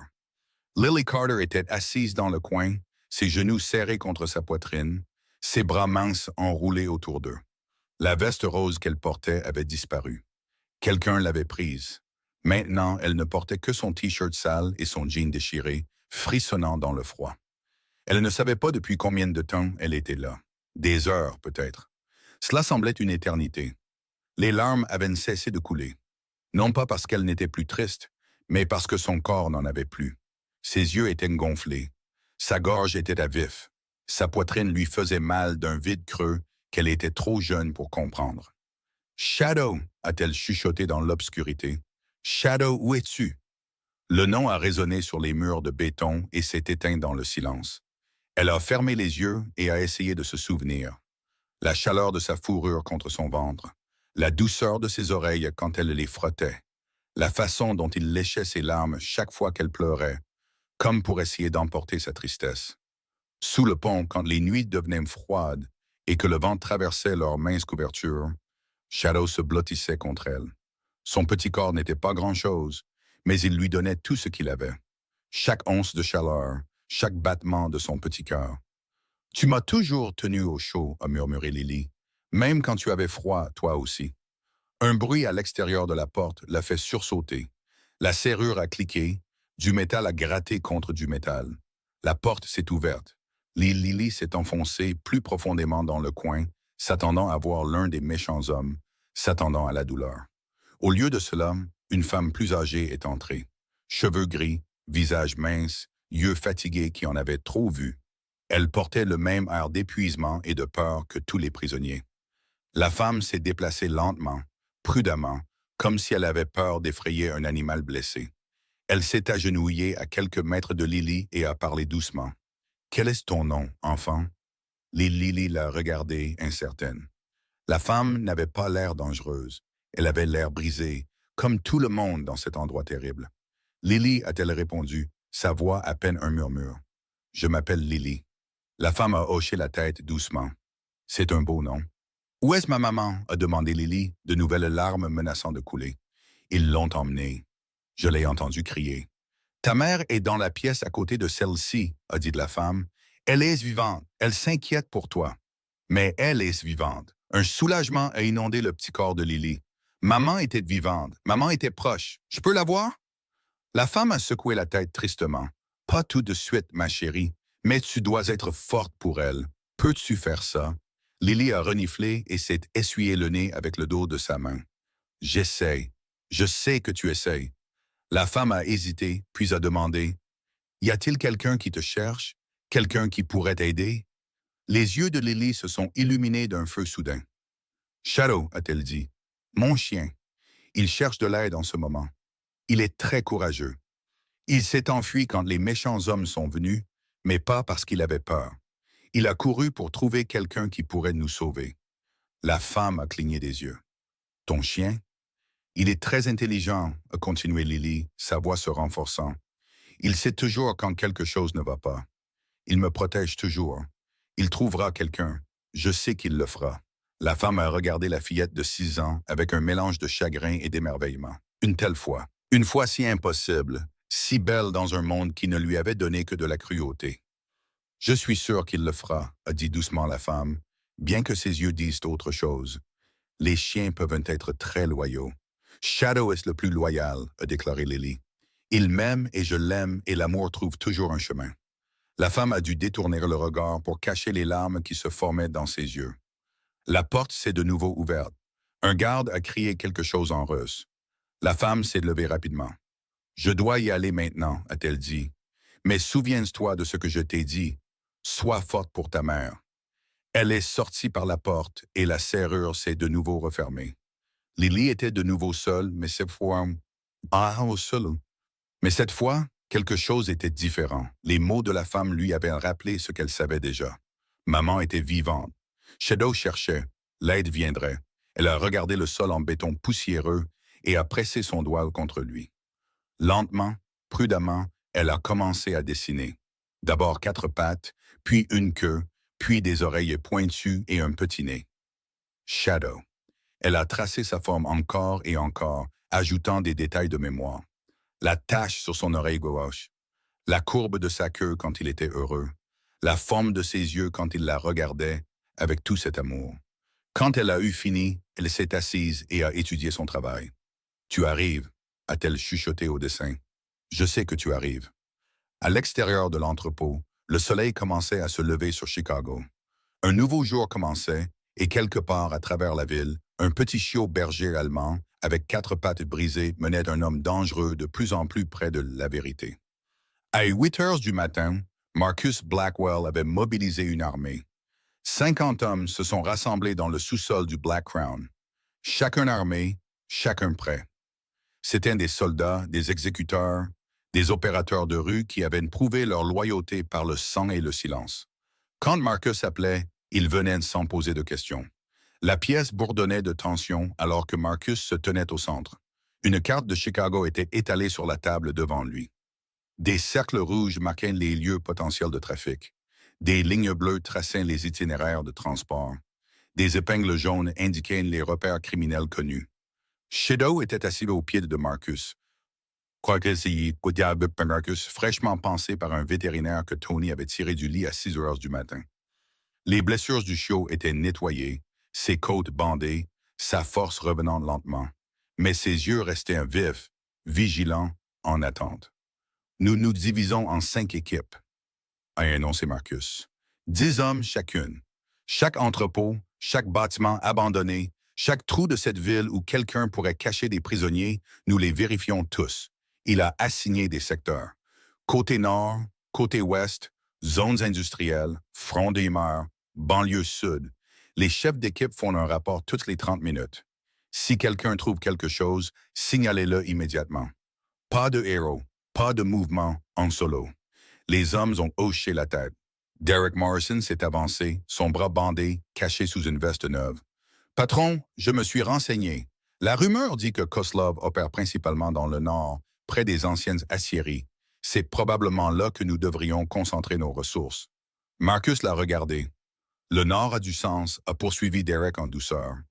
Zone isolée, accès facile aux autoroutes, parfait pour déplacer des produits sans être vu. Les oreilles de Shadow se sont aplaties. Le chiot s'est levé et a commencé à tirer sur le pantalon de Marcus. Pas vers le nord, pas vers les zones que Derek avait mentionnées. Au lieu de cela, il tirait vers le sud-ouest, son petit corps tremblant d'urgence. Marcus a regardé le chien, puis a regardé Derek. Le chien n'est pas d'accord. Le sourire de Derek s'est crispé. Patron, avec tout le respect que je vous dois, ce n'est qu'un chien. Il ne comprend pas. Ce chien m'a conduit à une scène de crime au milieu de la nuit, a interrompu Marcus. Ce chien m'a trouvé à travers toute une ville quand personne d'autre ne le pouvait. Ce chien m'a donné plus d'informations utiles en 6 heures que tous mes informateurs réunis. Il s'est accroupi et a regardé dans les yeux de Shadow. Où veux-tu aller, mon grand? Shadow a tiré plus fort vers le sud-ouest, ses griffes raclant le sol en béton. Un léger gémissement s'est échappé de sa gorge. Ses yeux suppliaient avec une intensité que les mots ne pourraient jamais égaler. Marcus s'est levé et a fait face à ses hommes. Changement de plan. L'équipe 1 vient avec moi. Nous nous dirigeons vers le sud-ouest, vers Cicero. Le visage de Derek est devenu pâle. Cicero? Patron, il n'y a rien là-bas à part des usines abandonnées. Alors nous chercherons dans les usines abandonnées. Mais le nord, je ne t'ai pas demandé ton avis, Derek. La voix de Marcus est tombée dans ce registre dangereux qui faisait taire les pièces. J'ai donné un ordre. La mâchoire de Derek s'est crispée. Pendant un instant, quelque chose a vacillé derrière ses yeux. La peur, la colère, le calcul. Mais il l'a rapidement enterré sous un masque d'obéissance. Bien sûr, patron. Comme vous voudrez. Les équipes se sont dispersées, les moteurs ont rugi, les véhicules se sont éparpillés à travers Chicago comme des chiens de chasse libérés de leur chaîne. Marcus est monté dans son SUV avec Tony au volant et Shadow sécurisé sur la banquette arrière. 3 autres véhicules ont suivi, transportant 20 de ses meilleurs hommes. Ils ont roulé vers Cicero. Derrière eux, Derek Morrison se tenait seul sur le parking, regardant le convoi disparaître dans le trafic matinal. Sa main a tremblé alors qu'il sortait son téléphone. Il a composé un numéro qu'il avait mémorisé mais jamais enregistré. 3 sonneries, puis une voix. « Quoi? »« Nous avons un problème, » a dit Derek, sa voix basse et urgente. Blackwell arrive. Il se dirige vers Cicero. Silence à l'autre bout du fil. Puis la voix froide de Victor Koslov a répondu. « Comment le sait-il? » Le chien. Derek a regardé nerveusement autour de lui. Ce foutu chien du passage souterrain. Il a survécu. Il l'a trouvé. Il le mène droit à vous. Plus de silence. Combien de temps avons-nous? Derek a calculé la distance, le trafic, la vitesse. Peut-être 2 heures, 3 au maximum. Alors nous déplaçons la cargaison maintenant, a dit Victor. Je me fiche qu'il fasse jour. Chargez tout et tout le monde dans les camions. Nous partons dans 1 heure. Et la femme et la fille, elles viennent avec nous. La fille vaut trop cher pour être laissée derrière. La communication a été coupée. Derek a rangé son téléphone et s'est dirigé vers sa voiture. Ses mains tremblaient maintenant. 10 ans de trahison, 10 ans à jouer sur les 2 tableaux. Et tout se résumait à ça. Si Marcus trouvait l'entrepôt avant que la cargaison ne soit déplacée, tout s'effondrerait. Derek serait démasqué, et Marcus Blackwell ne pardonnait pas aux traîtres. Il a démarré le moteur et a conduit vers Cicero. Pas pour aider Marcus, pour avertir Victor, pour s'assurer que cette petite fille et sa mère disparaissent pour toujours, que quiconque ne puisse les trouver. Le quartier industriel de Cicero s'étendait devant eux comme un cimetière de l'industrie américaine. Des cheminées rouillées perçaient le ciel gris. Des usines en ruine se dressèrent silencieuses, leurs fenêtres brisées regardant comme des orbites vides. Des mauvaises herbes poussaient à travers le béton fissuré. L'air sentait la décomposition et les rêves oubliés. Le convoi de Marcus roulait lentement à travers les rues abandonnées. Les moteurs ronronnaient doucement. Les yeux balayaient chaque ombre. Shadow se tenait sur la banquette arrière, le nez pressé contre la fenêtre, tout son corps vibrant d'une agitation croissante. Plus il se rapprochait, plus il devenait frénétique. Son souffle embuait la vitre.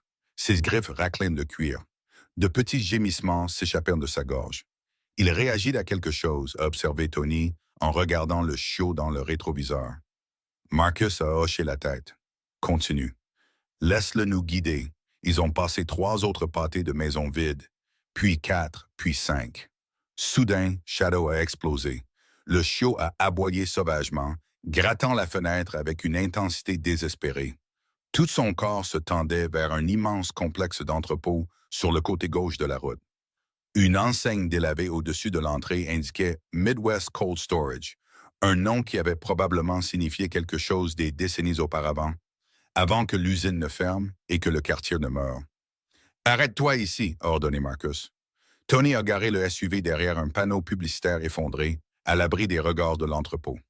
Les autres véhicules ont suivi, se garant dans l'ombre des bâtiments abandonnés. Marcus est sorti et a soulevé Shadow de la voiture. Le chiot a immédiatement tiré vers l'entrepôt, ses petites pattes tournant contre le sol, ses yeux fixés sur la cible. « Doucement, mon grand », a murmuré Marcus, le retenant. « Laisse-moi d'abord regarder. » Il a sorti des jumelles de sa veste et a étudié le complexe. Ce qu'il a vu a tout confirmé. L'entrepôt n'était pas abandonné, loin de là. Des gardes armés patrouillaient le périmètre, essayant d'avoir l'air décontracté, mais portant des armes sous leur manteau. Des caméras de sécurité couvraient chaque angle, leur lumière rouge clignotant dans la brume matinale. 2 camionnettes blanches étaient garées près d'un quai de chargement, moteur en marche, prêtes à partir à tout moment. Et à travers l'une des rares fenêtres non barricadées, Marcus a aperçu des mouvements à l'intérieur. Des ombres passant et repassant, trop nombreuses pour être des ouvriers, trop organisées pour être des squatteurs. C'était ça, le repair. Tony est apparu à ses côtés. Je compte au moins 6 gardes à l'extérieur. D'après le nombre de véhicules et la taille du bâtiment, probablement 20 de plus à l'intérieur, peut-être 25. Armes, pistolets visibles, probablement des fusils à l'intérieur. Ce ne sont pas des amateurs, patron. Marcus a baissé les jumelles. Son esprit a parcouru les calculs tactiques, les points d'entrée, les lignes de mire, les positions de couverture. Il avait déjà fait des descentes dans des bâtiments.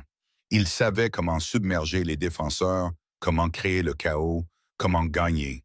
Mais se précipiter maintenant serait un suicide. « On attend », a-t-il finalement dit. Ce soir, 4 heures du matin. Quand ils seront fatigués, quand leur garde sera baissée, on les frappe de 3 côtés simultanément. Pas d'avertissement, pas de pitié. Tony a hoché la tête. Je vais coordonner les équipes. Shadow n'était pas d'accord. Le chiot a tiré plus fort, son corps bandé se tendant contre la poigne de Marcus. Il a aboyé sèchement, puis a gémi, puis a aboyé à nouveau.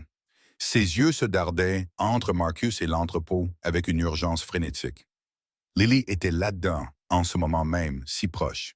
Chaque seconde d'attente était une torture. Marcus s'est agenouillé et a pris le visage du chiot dans ses mains, forçant Shadow à le regarder. « Écoute-moi », a-t-il dit doucement. « Je sais qu'ils sont là-dedans. Je sais que tu veux les sauver. Je veux les sauver aussi. » Shadow a gémi. « Mais si on se précipite maintenant, armes au poing, ces gardes nous tireront dessus avant qu'on atteigne la porte. Et qu'arrivera-t-il à elle? Qu'arrivera-t-il à la petite fille qui t'a envoyé chercher de l'aide? » Le corps du chiot a tremblé. « Elle meurt », a poursuivi Marcus, sa voix rauque d'émotion. « Elle meurt parce que nous avons été courageux mais stupides. C'est ce que tu veux? » Le gémissement de Shadow s'est estompé. Son énergie frénétique s'est lentement dissipée. « Nous devons être intelligents », a dit Marcus. « Nous devons être patients. Quelques heures de plus, c'est tout. Peux-tu attendre quelques heures de plus? » Le chiot l'a regardé avec ses profonds yeux bruns, des yeux qui contenaient plus de compréhension que n'importe quel animal ne devrait en posséder. Pendant un long moment, aucun d'eux n'a bougé. Puis Shadow s'est abaissé au sol. Il s'est couché à plat contre le béton, le menton reposant sur ses pattes, son regard fixé sur l'entrepôt au loin. Pas détendu, pas résigné, juste en attente, faisant confiance à l'humain qui avait répondu à son appel. Marcus a doucement caressé la tête du chiot. Bon garçon, a-t-il chuchoté, on va la récupérer, je te le promets. La queue de Shadow a donné un lent battement. Derrière eux, Tony était déjà au téléphone, coordonnant les positions, rassemblant des renforts, se préparant à la guerre. Dans 6 heures, le soleil se coucherait. Dans 8 heures, l'attaque commencerait. Marcus s'est levé et a regardé l'entrepôt une dernière fois. Quelque part à l'intérieur de ces murs, une fillette de 6 ans attendait. Et il démolirait chaque mur pour l'atteindre. 2 heures après le début de la surveillance, Tony Russo a remarqué que quelque chose n'allait pas. Il avait contacté tous les chefs d'équipe toutes les 30 minutes, exactement comme Marcus l'avait ordonné. L'équipe 2 a fait son rapport depuis le périmètre nord. L'équipe 3 a confirmé sa position près de la route d'accès est. L'équipe 4 tenait la route de sortie sud. Mais l'équipe 5, l'équipe de Derek, était devenue silencieuse. Tony a composé le numéro de Derek pour la 4e fois. 4 sonneries, puis la messagerie vocale. « Patron », a dit Tony en baissant son téléphone. Derek ne répond pas. Personne de son équipe non plus. La mâchoire de Marcus s'est crispée. Quand a-t-il fait son dernier rapport? Il y a 90 minutes, juste après notre arrivée ici. La prise de conscience a frappé Marcus comme une balle en pleine poitrine. Ce fils de... Il a frappé du poing le capot du SUV. Il s'est enfui. Il les prévient. Le visage de Tony s'est durci. Vous voulez que j'envoie quelqu'un après lui? Passe le temps. Marcus a attrapé sa radio. Toutes les équipes. Changement de plan. On y va maintenant. Répétez. On y va maintenant. La radio a crépité d'accusés de réception confus. Ce n'était pas le plan. Ils étaient censés attendre la tombée de la nuit. Mais Marcus savait avec une certitude terrible que l'attente n'était plus une option. Si Derek les avait trahis, et il l'avait fait, alors Viktor Kozlov savait déjà qu'ils arrivaient. Le compte à rebours avait commencé. À l'intérieur de l'entrepôt, le chaos a éclaté. Viktor Kozlov se tenait au centre de l'étage principal, le téléphone pressé contre son oreille, son visage tordu de fureur froide. La voix de Derek a crépité dans le haut-parleur, essoufflé et paniqué. « Ils vous ont trouvé. Blackwell est dehors en ce moment. Il a au moins 30 hommes. Victor a juré en russe. Combien de temps? Je ne sais pas. Peut-être des minutes, peut-être moins. Vous devez bouger. » La communication a été coupée. Victor a rangé son téléphone et s'est tourné vers ses lieutenants. « Chargez tout maintenant. Nous partons dans 30 minutes. » L'entrepôt a explosé de mouvement. Les gardes ont saisi des armes. Les ouvriers se sont précipités vers les camionnettes. Les chaînes ont cliqueté alors que les prisonniers étaient entraînés hors de leur salle de détention. Dans le chaos, 2 gardes ont fait éruption dans la petite cellule en béton où Lily attendait. « Debout !» a crié l'un d'eux. « Bougez !» Lily a crié alors que des mains rudes attrapaient ses bras et la soulevaient du sol. Elle a donné des coups de pied et s'est tordue, mais les hommes étaient trop forts. « Maman, maman !» Ils l'ont traînée à travers un couloir étroit et dans l'entrepôt principal. Sarah était déjà là, tenue par 2 autres gardes, son visage meurtri et strié de larmes. Dès qu'elle a vu Lily, elle s'est jetée en avant. « Lily, laissez-la partir, s'il vous plaît. » Les gardes les ont poussées l'une contre l'autre, permettant à la mère et à la fille de s'accrocher l'une à l'autre pour un moment désespéré. « Maman, j'ai peur !» a sangloté Lily. « Je sais, ma chérie, je sais. Mais reste avec moi, ne me lâche pas. » Viktor Kozlov s'est approché, son ombre massive tombant sur elle comme une sentence de mort. Il a étudié Lily avec ses yeux de couleur glace, calculant sa valeur même maintenant. « Mettez-les dans le camion de tête, » a-t-il ordonné. « La fille est précieuse. La marchandise endommagée ne vaut rien. » Lily a levé les yeux vers le monstre qui la dominait. Son petit corps tremblait de terreur. Mais quelque part au fond d'elle, une étincelle de défi brûlait encore. « Shadow arrive », a-t-elle dit, sa voix tremblante mais certaine. « Il va nous sauver. » Victor a ri, un son froid et cruel qui a résonné dans l'entrepôt. Le chien? Il s'est accroupi à son niveau, son visage balafré à quelques centimètres du sien. « Petite fille, ton chien est mort. » J'ai vu mes hommes le projeter contre un mur. Il gît dans un fossé quelque part, en train de pourrir. Les yeux de Lily se sont remplis de nouvelles larmes. Vous mentez. C'est vrai, a souri Victor, révélant des dents jaunies. Il n'y aura pas de sauvetage, pas de héros, pas de chien. Tu m'appartiens maintenant, et je vais te vendre à quelqu'un de très loin. Il s'est levé et a fait signe à ses hommes. Mettez-les dans le camion. Nous partons dans 20 minutes. Les gardes ont traîné Sarah et Lily vers le quai de chargement, où une camionnette blanche attendait, moteur en marche. D'autres prisonniers étaient déjà en train d'être chargés, des femmes pleurant, des enfants criant, l'espoir mourant à chaque seconde qui passait. Sarah a tenu Lily aussi fermement que ses mains liées le permettaient. « Écoute-moi », a-t-elle chuchoté férocement. « Quoi qu'il arrive, je t'aime. Je t'aimerai toujours. Et nous n'abandonnons pas, tu comprends? » Lily a hoché la tête à travers ses larmes. « Shadow arrive, maman. Je sais qu'il arrive. » Sarah a pressé ses lèvres contre le front de sa fille. « Alors on tient bon. On tient bon jusqu'à ce qu'il arrive. » Les portes de la camionnette étaient ouvertes comme la gueule d'une bête, prêtes à les avaler. 20 minutes, c'est tout le temps qu'il leur restait. À l'extérieur de l'entrepôt, Marcus Blackwell chargeait son arme, se préparant à démolir les murs. Mais il ne connaissait pas l'horloge qui tournait à l'intérieur. Il ne savait pas que dans 20 minutes, Lily et Sarah disparaîtraient pour toujours. Marcus Blackwell a pris la décision en un battement de cœur. Plus d'attente, plus de planification, plus d'espoir que la patience sauverait la situation. Il a attrapé sa radio et a prononcé 3 mots qui allaient tout changer. « Allez-y maintenant !» La réponse a été immédiate. Les moteurs ont rugi. Les portes se sont ouvertes violemment. 30 hommes armés sont sortis de l'ombre comme des loups descendant sur leur proie. « Tuez quiconque se mette sur votre chemin », a ordonné Marcus, sa voix froide comme la mort. Mais les prisonniers vivent, quoi qu'il arrive. Ils ont frappé l'entrepôt de 3 directions simultanément. L'équipe 1 a franchi l'entrée principale, faisant sauter les portes renforcées de leurs gonds avec une explosion contrôlée. L'équipe 2 a défoncé le quai de chargement Est, leur véhicule fracassant les fragiles portails métalliques. L'équipe 3 a escaladé le mur nord, tombant à travers des lucarnes brisées comme des démons silencieux venus d'en haut. Les gardes n'ont eu aucune chance. Les premiers coups de feu ont fendu l'air comme le tonnerre. Des cris ont suivi. Des corps sont tombés. L'opération de trafic soigneusement organisée s'est dissoute en chaos en quelques secondes. Marcus s'est déplacé à travers le carnage comme une force de la nature. Son pistolet a aboyé 3 fois et 3 gardes sont tombés avant de pouvoir lever leurs armes. Un 4e l'a attaqué par le côté. Marcus a pivoté, a attrapé le bras armé de l'homme, lui a cassé le coude et lui a tiré dans la poitrine. 5 à terre, d'autres à venir. Mais il n'était pas seul.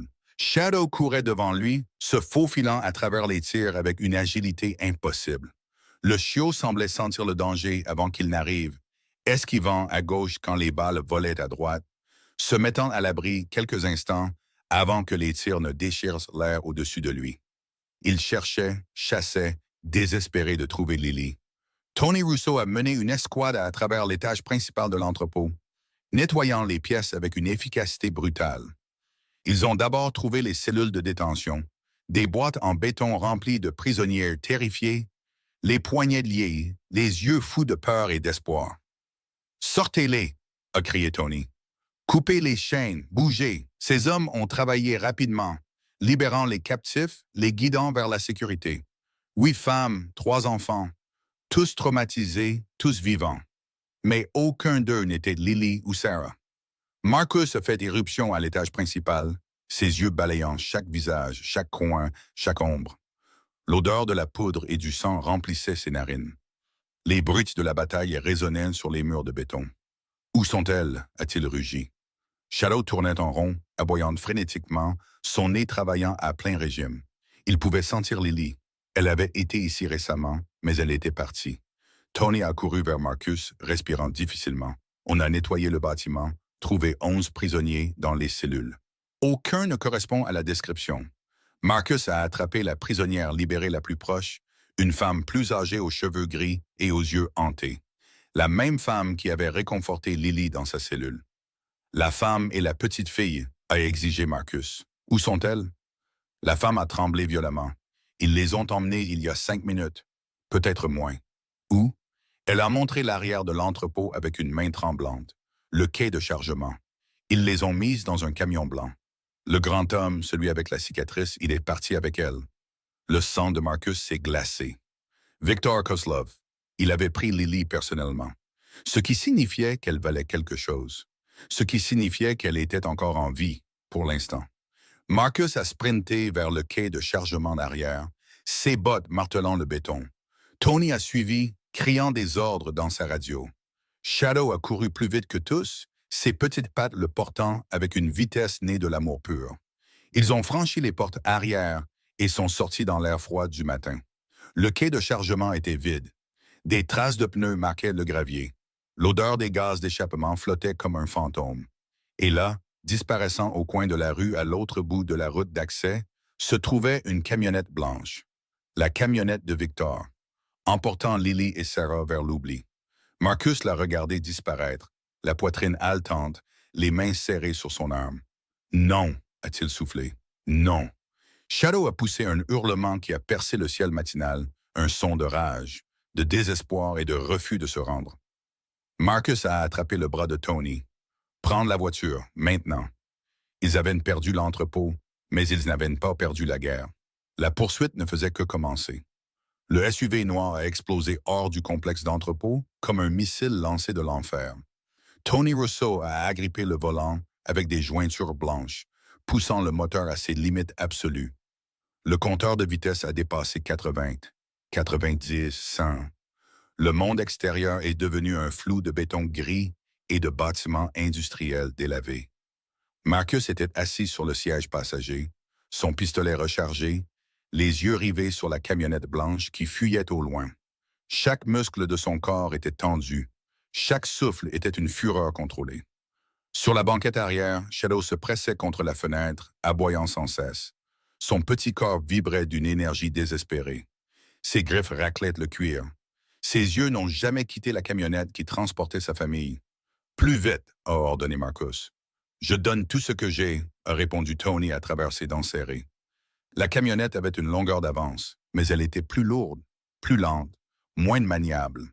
Le SUV gagnait du terrain à chaque seconde qui passait.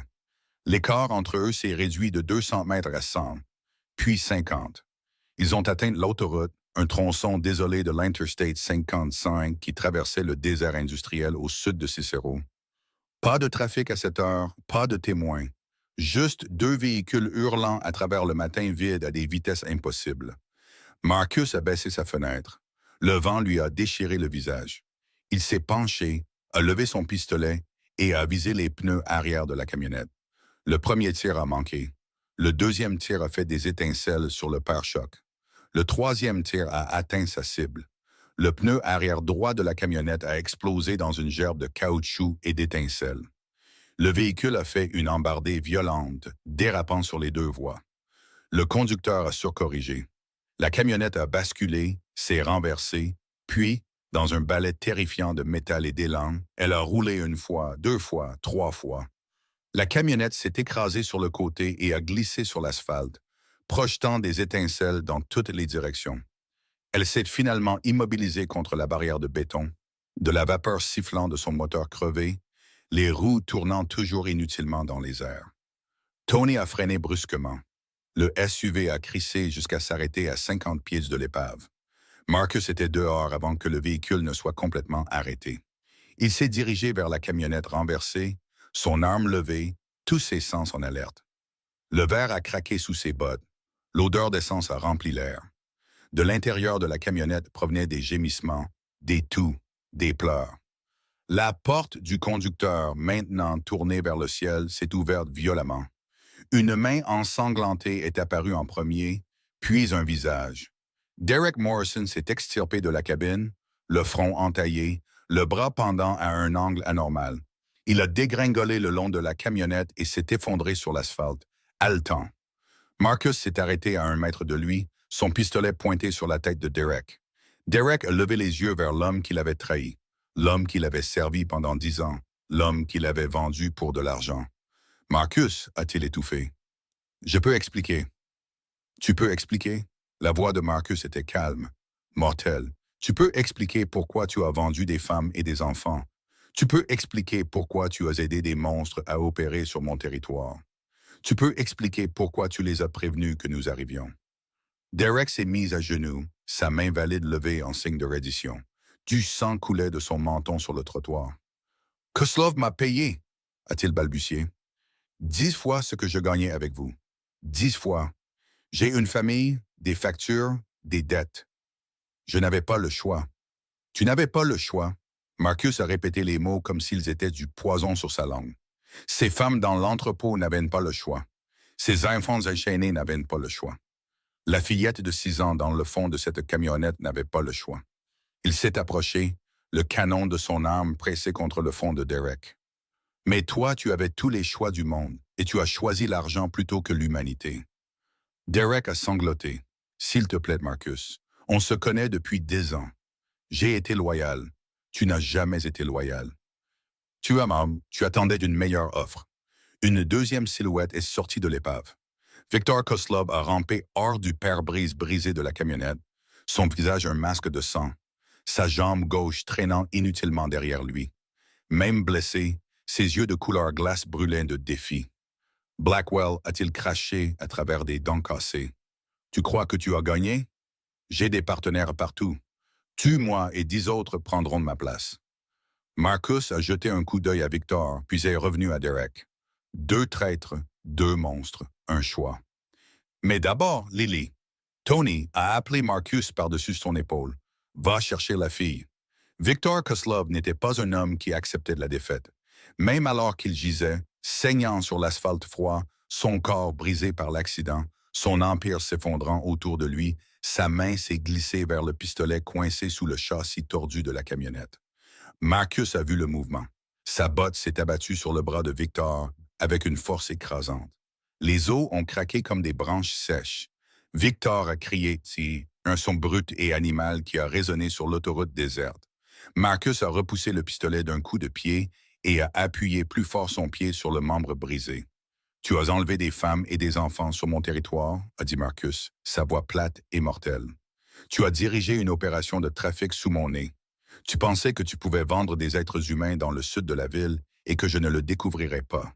Victor a levé les yeux à travers des yeux obscurcis par la douleur, mais son sourire sanglant n'a jamais vacillé. Tu agis comme si tu étais différent, a-t-il craché, comme si tu étais une sorte de saint. Mais nous savons tous les deux ce que tu es, Blackwell. Tu es un criminel, un tueur. Tu vends des drogues qui détruisent des familles. Tu diriges des rackets de protection qui saignent les entreprises à blanc. Il a ri, du sang bouillonnant sur ses lèvres. Nous sommes pareils, toi et moi. La seule différence, c'est que je suis honnête sur ce que je suis. Marcus s'est accroupi, rapprochant son visage de celui de Victor. Non, a-t-il dit doucement. Nous ne sommes pas pareils. J'ai des règles, des limites que je ne franchis pas.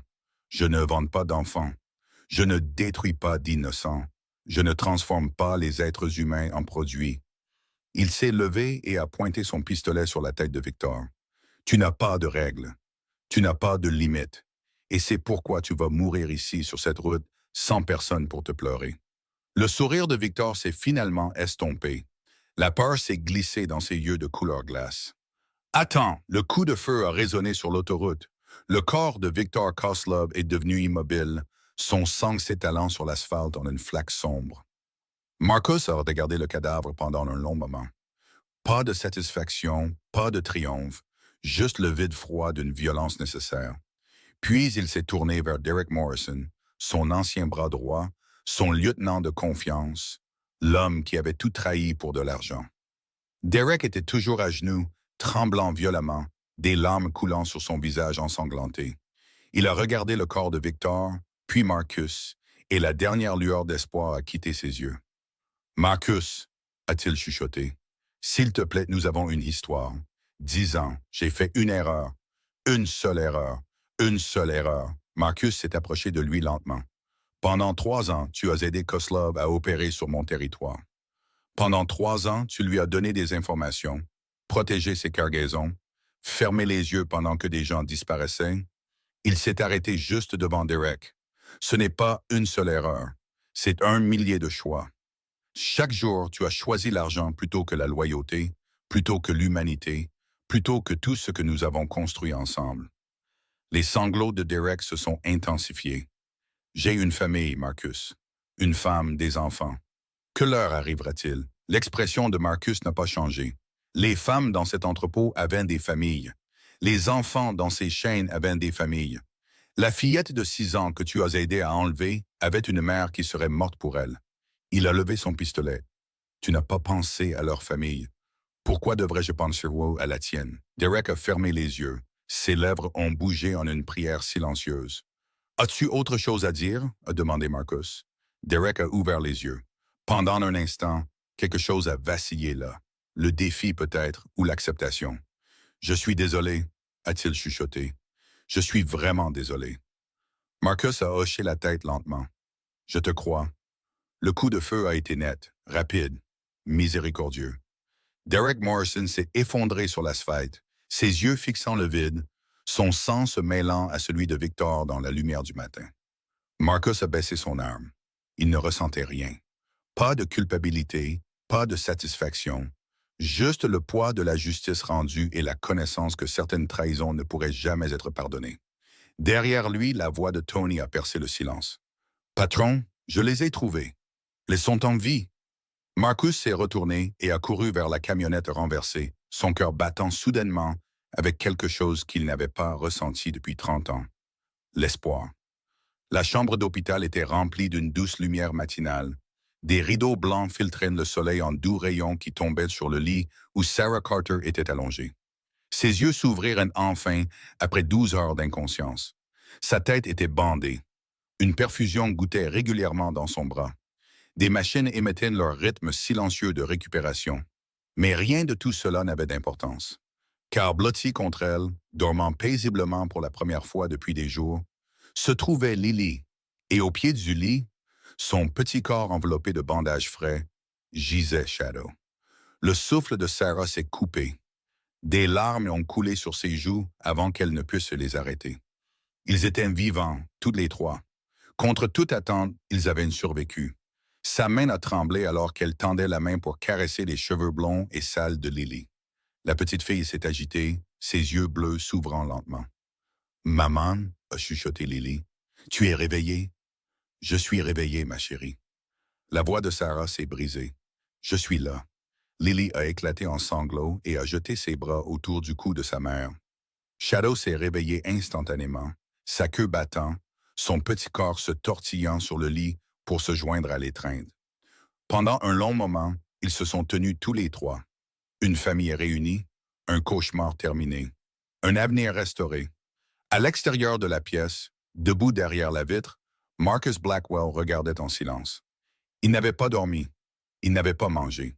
Il avait passé toute la nuit dans cet hôpital, attendant des nouvelles, passant des appels, s'assurant que Sarah et Lily reçoivent les meilleurs soins que l'argent puisse acheter. Anonymement, bien sûr. Un chef de la pègre ne pouvait pas être vu en train de faire des dons de charité. Tony Russo se tenait à ses côtés, les bras croisés. « Qu'allez-vous faire d'elle? » a demandé Tony doucement. Marcus n'a pas répondu immédiatement. Ses yeux sont restés fixés sur la scène à l'intérieur. La mère qui pleurait, la fille qui riait à travers ses larmes, le chiot léchant leurs deux visages. « Je ne sais pas, » a-t-il admis. Sarah a alors levé les yeux, son regard trouvant Marcus à travers la vitre. Pendant un instant, leurs yeux se sont rencontrés. D'étranger à étranger, de sauveteur à sauvé. Deux personnes liées par des circonstances qu'aucun des deux n'aurait pu imaginer. Elle a hoché la tête lentement, un simple geste, mais qui portait tout. La gratitude, la reconnaissance, le respect. Marcus a hoché la tête en retour. Puis Lily l'a repéré. Son visage s'est illuminé d'un sourire, le premier vrai sourire depuis le début du cauchemar. Elle a fait un signe de la main enthousiaste, tirant sur le bras de sa mère et montrant l'homme à l'extérieur. Quelque chose s'est fissuré dans la poitrine de Marcus. Il a poussé la porte et est entré. La pièce s'est devenue silencieuse. Sarah l'a regardé s'approcher, son expression prudente, mais pas effrayée. Lily rebondissait avec excitation sur le lit. La queue de Shadow battait si fort que tout son corps tremblait. Marcus s'est arrêté au chevet du lit, réalisant soudain qu'il ne savait absolument pas quoi dire. Il avait donné des ordres à des centaines d'hommes. Il avait négocié des contrats valant des millions de dollars. Il avait affronté la mort sans broncher. Mais debout devant une fillette de 6 ans et sa mère, il était complètement perdu. Lily a rompu le silence la première. Monsieur Marcus, a-t-elle dit sérieusement, voulez-vous garder un Shadow? Marcus a cligné des yeux. Quoi? Shadow vous a choisi. Il a couru à travers toute la ville pour vous trouver. Il vous a amené pour nous sauver. Lily a caressé les oreilles du chiot avec amour. Shadow est très doué pour choisir les gens. Il ne fait confiance qu'aux bonnes personnes. Marcus a regardé le chiot, puis Lily, puis Sarah. Je ne sais pas si je suis la bonne personne pour... Vous nous avez sauvé la vie, a interrompu doucement Sarah. Je ne sais pas qui vous êtes. Je ne sais pas ce que vous faites. Mais vous êtes venu quand personne d'autre ne le ferait. Vous avez tout risqué pour des étrangers. Elle a tendu la main et a pris la sienne, un geste si inattendu que Marcus a sursauté. Pourquoi? A demandé Sarah. Pourquoi nous avez-vous aidés? La question est restée en suspens. Marcus est resté silencieux pendant un long moment. Le souvenir a refait surface. Le placard, les cris, la perte qui avait façonné toute sa vie. Il y a 30 ans, a-t-il dit doucement, ma mère a été enlevée, tout comme vous. Des hommes sont venus dans la nuit. Ils l'ont traînée dehors pendant que je me cachais et regardais. Sa voix s'est enrouée. Personne n'est venu pour elle. Pas de sauvetage, pas de héros.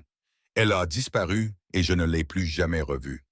La prise de Sarah sur sa main s'est resserrée. Je n'ai pas pu la sauver, a poursuivi Marcus.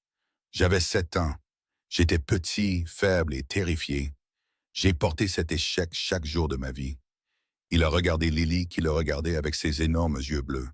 Mais quand ce petit chien m'a trouvé, quand il m'a mené à vous, j'ai eu une chance de changer l'histoire, une chance de sauver quelqu'un, une chance d'être le héros qui n'est jamais venu pour ma mère. Des larmes brillaient dans les yeux de Sarah. Vous avez été ce héros pour nous, pour Lily. Shadow a sauté du lit et a trotté jusqu'à Marcus. Le chiot s'est assis à ses pieds, le regardant avec ses profonds yeux bruns, la queue battant doucement. Marcus s'est penché et a soulevé la petite créature dans ses bras. Shadow s'est blotti contre sa poitrine, poussant un soupir de contentement. « Il vous fait confiance, » a dit joyeusement Lily. « Vous voyez, je vous avais dit que Shadow est doué pour choisir. » Marcus a caressé la tête du chiot, sentant la chaleur du petit corps contre sa poitrine. « Laissez-moi y réfléchir, » a-t-il dit doucement. « Il y a beaucoup de choses à régler. » Mais même en prononçant ces mots, il savait que la décision avait déjà été prise. Certains liens ne pouvaient pas être brisés. Certains choix se faisaient d'eux-mêmes. Et maintenant, chers spectateurs, nous arrivons à la fin de ce voyage incroyable. Cette histoire nous enseigne quelque chose de profond sur la nature de l'espoir, de la loyauté et de la rédemption. Elle nous rappelle que les héros ne portent pas toujours de cape. Parfois, ils ont 4 pattes et une queue qui remue. Parfois, ce sont des personnes brisées portant les blessures de leur passé. Parfois, ce sont des mères ordinaires qui se battent pour leurs enfants. La leçon est simple mais puissante. N'abandonnez jamais ceux que vous aimez. Ne cessez jamais de chercher de l'aide. Et ne sous-estimez jamais l'impact de choisir de s'en soucier quand il serait plus facile de s'en aller. Dans notre monde d'aujourd'hui, il y a encore des gens qui ont besoin d'être secourus. Il y a encore des Lily qui attendent dans l'obscurité, croyant que l'aide viendra. Il y a encore des Shadows qui courent dans la nuit, cherchant quelqu'un d'assez courageux pour les suivre. Peut-être que ce quelqu'un, c'est vous. Nous aimerions beaucoup connaître vos réflexions sur cette histoire. Comment a-t-elle touché votre cœur? Avez-vous déjà vécu un moment où quelqu'un ou quelque chose d'inattendu était venu à votre secours? Veuillez partager vos sentiments dans les commentaires ci-dessous. Vos histoires nous inspirent et nous connectent tous en tant que communauté. Si cette histoire vous a ému, veuillez envisager de vous abonner à notre chaîne, d'aimer cette vidéo et de la partager avec vos amis et votre famille. Chaque abonnement, chaque j'aime, chaque partage nous aide à apporter plus d'histoires puissantes comme celle-ci aux spectateurs du monde entier. Nous vous souhaitons une bonne santé, du bonheur et de la paix dans votre vie quotidienne. Puissiez-vous toujours trouver le courage de suivre lorsque l'espoir frappe à votre porte. Merci d'avoir regardé.